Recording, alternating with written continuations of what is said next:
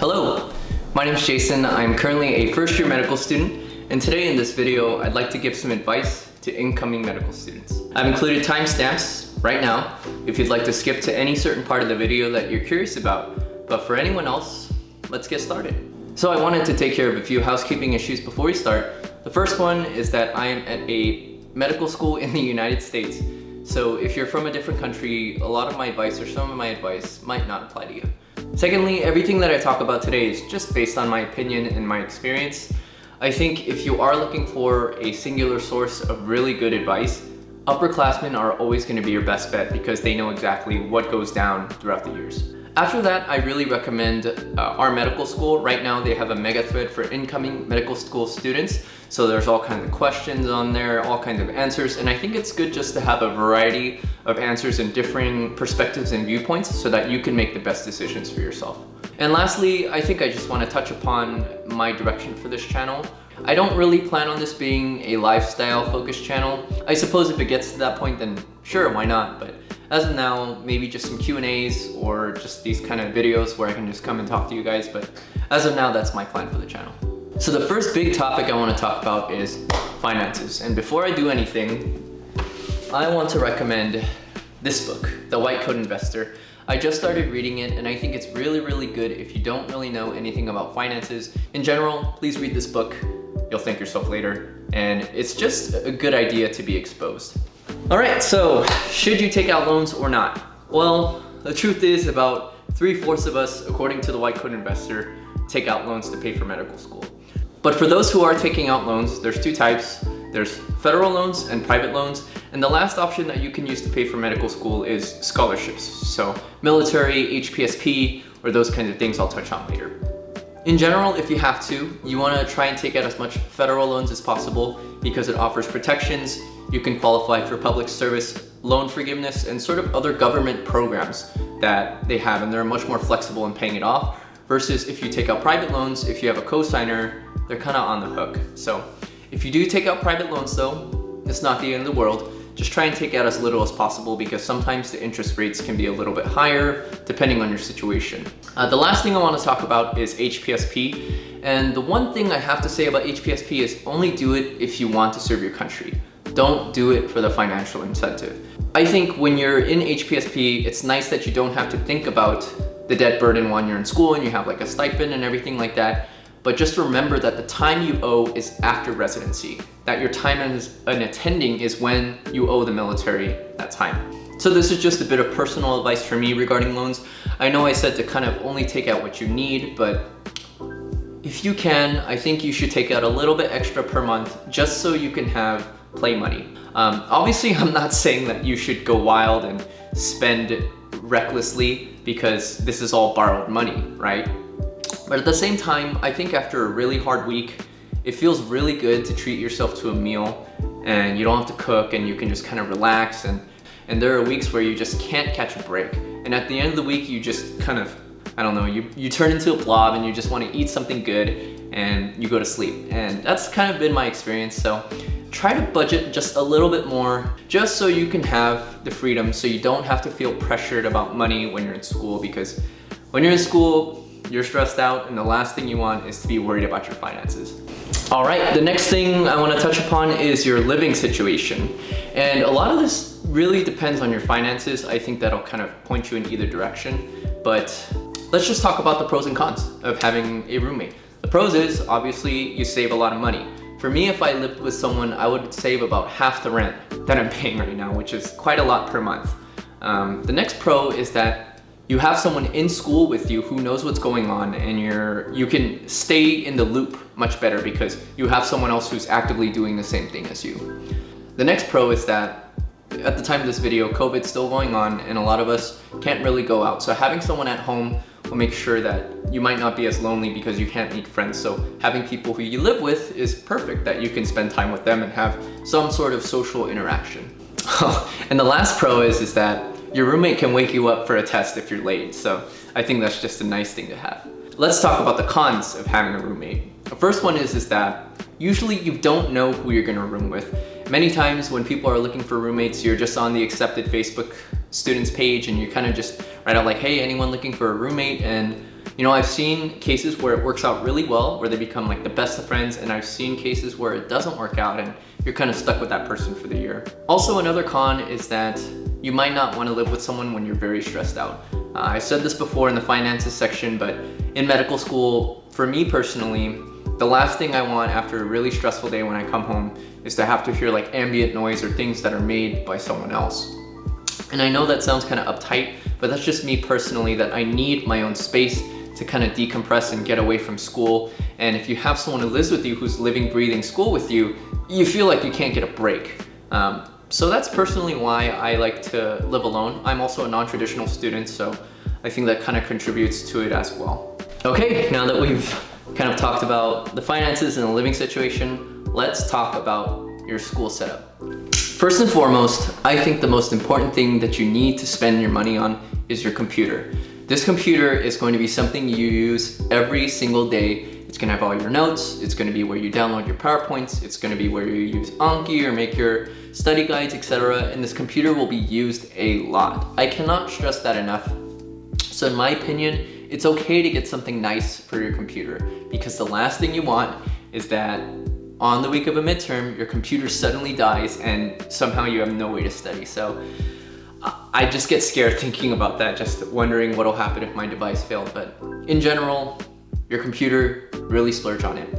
Before I go on about recommending something, you need to check with your IT department to see what they require for the school. In most cases, a Surface Pro works well and a MacBook works well. It just depends, because you might need to take exams with like Exemplify or ExamSoft, but I have a Mac and it works just fine for me. But again, double check with your IT. After that, there's plenty of videos that kind of recommend computers. I've seen people get by with just a laptop, no iPad. I've seen people get by with the MacBook and the iPad. I've seen people get by with just the Surface Pro or the Surface tablet. So really, you can make anything work. You'll be fine. But in general, if your computer is on its last legs at this point, please just invest in a nice computer. You're gonna need it, you're gonna use it, I guarantee it. Okay, let's talk about a few things that I really think that you should consider buying before you go to school. The first thing is a chair. Again, it depends if you're going to be studying at school or if you're going to be studying at home, but I like to study at home, so investing in this chair was so worth it. I have two options in mind for people who need a chair under $200, the IKEA Marcus and also the Staples Hike-In. Please do your research on these. I think the Hike-In is, if you're under 5'7", it's a good chair, but if you're taller or heavier, it's not a good chair. And the IKEA Marcus, you really need to try out the chairs. So chairs in general, you must sit in them and you must adjust them because everyone sits differently. I have the Steelcase Leap V2 and I got it used for around $270, which is a pretty good deal. And I got it this semester and I cannot imagine my life before this. I remember I was using this old computer chair that I grew up with, and I remember after like an 8-hour study session, I was sleeping in bed and my legs were burning, and I knew that chair just had to go. So I got this chair over winter break, and it has been singly probably one of the best purchases I made in 2021. So I think it's worth investing into because I sit in this chair a lot. So I really recommend spending your money on something that you're going to use every day, just like your laptop and just like your chair. Those two things are very important. The next thing I think you should consider is if you drink coffee. Starbucks, let's be real, is expensive. And an M4 that I talked to at the time, he really recommended that I look into a coffee setup before I came to medical school. And I'm very glad I did. First semester, I kind of looked into like the pour over method, and then I started buying more lattes at Starbucks, and then I thought like, well, I've been at Starbucks every day for the last, I don't know, like month or so, and I decided to buy an espresso machine. And you don't need to buy an espresso machine, you can buy an Nespresso, it's totally fine, because an espresso machine you need like a grinder, you need all these kinds of equipment, and the startup cost is pretty expensive. But for me personally, I drink coffee every single day. I think I'm gonna use this coffee machine for many years to come. When I'm on my 3rd year and 4th year rotations, when I'm a resident, when I'm an attending, I have a feeling I'm gonna be using it for a long time. So I know the investment cost is a lot to swallow, and there's a lot of costs that I'm putting up front with you.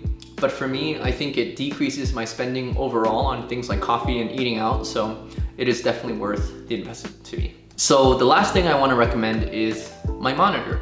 This is the LG 27 UK 850, I believe. I know that's a terrible name for a product, but it's a 1 cable setup. So I just have the USB-C, I plug it into my laptop, and it basically functions like a desktop. And I have, you know, a mouse and a keyboard that I use with it. And because I'm primarily someone who likes to study at home, and just being able to have multiple windows open at the same time is really nice. I don't have to switch between anything, and you don't need to spend $400 on a monitor. You can easily get one for like, I don't know, around $200. I can have a couple of alternatives in the description below based on what I've looked at. So totally affordable, I would do it, but just think about where you'd like to study. If you know you're not gonna be at home often, then you don't need one. But if you're like me and you wanna be home and you wanna be comfortable with the real estate, I would get it. So if you made it this far, thank you. But for this final stretch of the video, I'd just like to talk about some general advice that I'd like to give to M1 students. The first thing is try to say yes, because M1 in the beginning, I think, is the best time for you to meet people, for you to get to know people.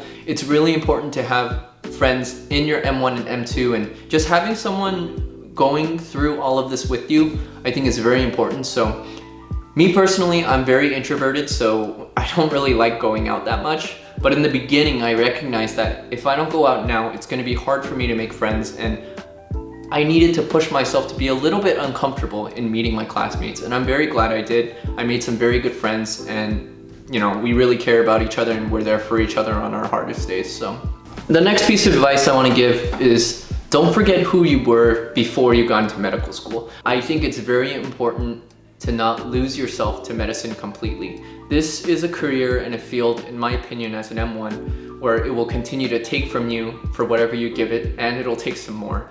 So every day, I think you should carve out a little bit of time when you can pursue a hobby or do something you enjoy, something that makes you feel like you're yourself, because there's always something more to study, there's always something more to do, and in general, it doesn't stop. It's like a marathon. I know in marathons we don't really take breaks. I've never run a marathon, so I can't say, but you need that small break to help you to keep pushing, keep going along. So try and carve out that time at least a couple times a week, or Fridays, or whatever it may be, to have that you time. And honestly, in my opinion, exercise is the best bang for your buck, because it's good for your body and it's good for your mind too, because you get to blow off some steam. And so I think the last bit of advice that I want to give is to remember to be kind to yourself. You're going through a lot of changes at this point. You are moving to a completely new city or state. You don't really have any friends or family around you. The school is hard. You might not be used to being average, below average, or barely passing, or whatever you're going through, whether it's good or bad. Just remember to be kind to yourself through this time.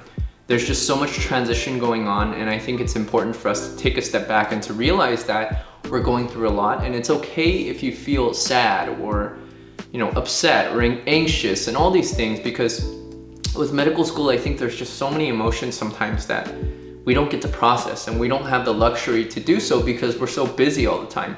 But it's really important for you to take care of yourself during these next 4 years. You know, just remember that your best looks different every single day, that there are days when you're really productive and there are days that you're not productive.